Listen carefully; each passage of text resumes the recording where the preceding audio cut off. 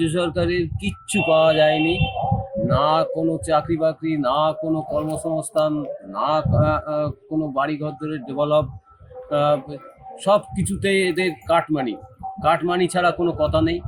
আর যারা যোগ্যতা পূর্ণ মানুষ তাদেরকে চাকরি দিচ্ছে না, চাকরি দিচ্ছে যত সব অযোগ্যতা পূর্ণ ব্যক্তিদের, বা যাদের যোগ্যতা মানে পাওয়ার যোগ্য যে ঘর বাড়ি, সেই ঘর বাড়ি তাদেরকে না দিয়ে অন্য ব্যক্তিকে দিচ্ছে কাটমানি খেয়ে।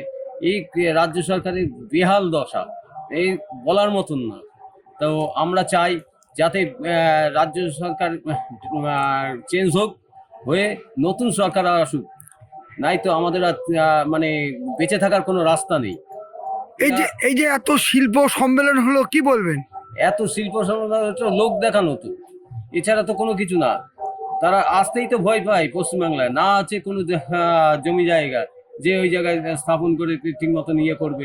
আগেই তো কাটমানি চেয়ে বসবে যে আমাদের এত দিতে হবে, তারপরে তোমরা এই ইয়ে করতে পারবে। হ্যাঁ, আমাদের যেমন কল্যাণী শিল্প প্রতিষ্ঠানগুলো ম্যাক্সিমাম সব বন্ধ, জমি জায়গাগুলো পড়ে আছে। ওইসব জায়গায় দেখে শুনে কিছু করতে পারে, কিন্তু করবে কি? কাটমানি দিতে পারছে না, কাটমানি দিলে পরেই ওদের পারমিশন দিয়ে দেবে।